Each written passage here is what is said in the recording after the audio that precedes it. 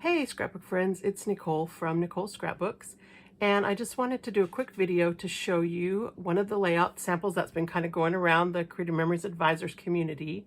I think they're calling this one the Knot, and it just takes one sheet of double-sided pattern paper and a background sheet of cardstock, and you end up with this kind of cool folded design. So this is a sample I did using Harvest Delight from last fall and some white cardstock. And again, my trick is to use this cardstock that comes in the front of our paper packs because it's photo safe. It's basically free cardstock for you. So I'm going to go ahead and quick show you how to make this layout called the Knot. And we're going to start with the some papers from the National Scrapbook Day Project Recipe Kit. This is our fun exclusive National Scrapbook Day paper. It's got strawberries, and then the back has like a little chevron, which you can't really see all that well, but I promise it's there. So this is what I'm going to use. You want to use something with some contrast, just because that's going to give you more dramatic kind of bang for your buck. I'm not sure which side is going to be easier for you guys to see when I cut. I think I'm going to do it this way. So the first step that you want to do is you want to take your 12 by 12 paper and you want to fold it in half diagonally. So I'm going to fold it right here, carefully go up to the point, and then this is probably the hardest part of this layout, is getting a nice clean diagonal fold. Oh, that turned out pretty well. All right, so here's our 12 by 12 paper cut on the diagonal. And so what we're going to want to do first is cut the paper down to size. If you see on here that we have a couple of borders, and so we're going to start with those borders. And you're going to want to cut the first one as a 1/2 inch border. And I've done other trimmer tutorials before about how to cut with this trimmer. This line right here is the 1/2 inch line. So I'm going to line this up. We're going to cut a 1/2 inch border. I'm going to line this up right here. And then if you look here on the blade housing, there's a white line that shows you where exactly your cut is going to be made.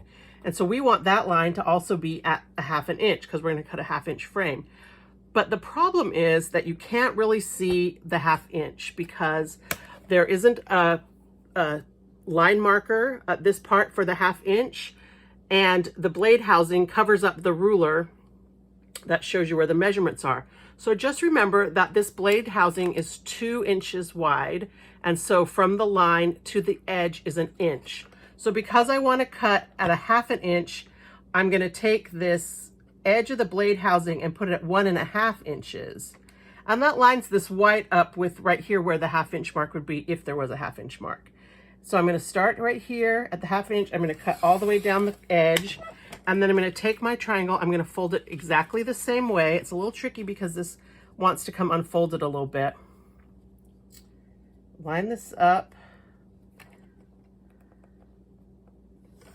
And then do exactly the same thing.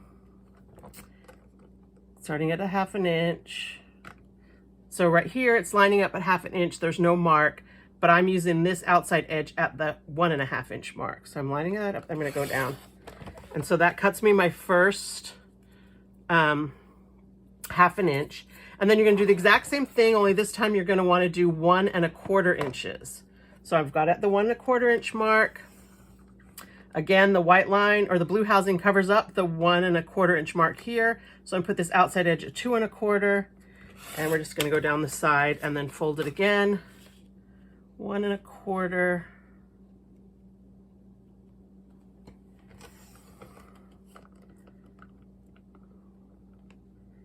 Blade at 1.25, housing at 2.25, and off the side. And so this gives me my next piece that we're going to do. And so I'm not going to take the time to stick these down on this video, but when you're doing this for your layout, you're going to want to then stick these frames down and they'll fit right inside each other. So you're going to stick these down, and now we're going to take this last piece. And so this last piece is 8.5 inches square. And so that's the size that you're going to start with. If you wanted to do away with all this other part, you had some 8.5 by 11 paper you want to practice with, start with an 8.5 by 11 inch square. We're gonna again do the same thing with lining up our two sides. This time we're gonna cut at the 1 inch line. And again, we're gonna start at 1 inch, but this time we only wanna cut a 5-inch line in here. And so I'm gonna cut at 1 inch. This one you can kind of see the line on the edge lines up with this 1 inch line right here. So if you want to do that, if the whole adding an inch thing is confusing you, you can do that. But so I've got my housing at 2 inches and I want to go down to 6. I'm cutting from 1 to 6 inches right here. This is a 5-inch cut. So the housing is going to go to 7. So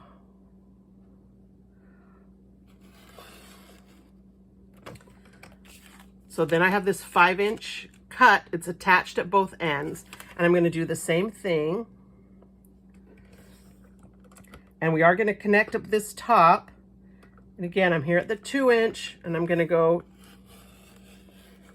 down here so the housing is at the 7 and the blade is at the 6. And then I've got my little cut, partial frame cut that's in here. So I'm going to put my trimmer to the side. And then this is the part where the magic happens. And so you kind of have to decide which you want to be like your main focus. I really like the strawberries. And so you just unfold your paper, kind of go through the crease, and then you take this top piece and let's see if I can find a piece of white paper to show you what we're going to do. I can see this with the cut line, but so that you can see it with the cut line, what I'm going to do, I'm just going to hide this piece of that. But you're going to want to take this frame section that you cut out and you're going to fold it and just kind of eyeball it so that you have about a 1/2 inch even. And so that way you know that you're folding it square. And then you crease down these little sidelines right along the cut. And then you do the same thing with the other side and just line this up at about a 1/2 inch.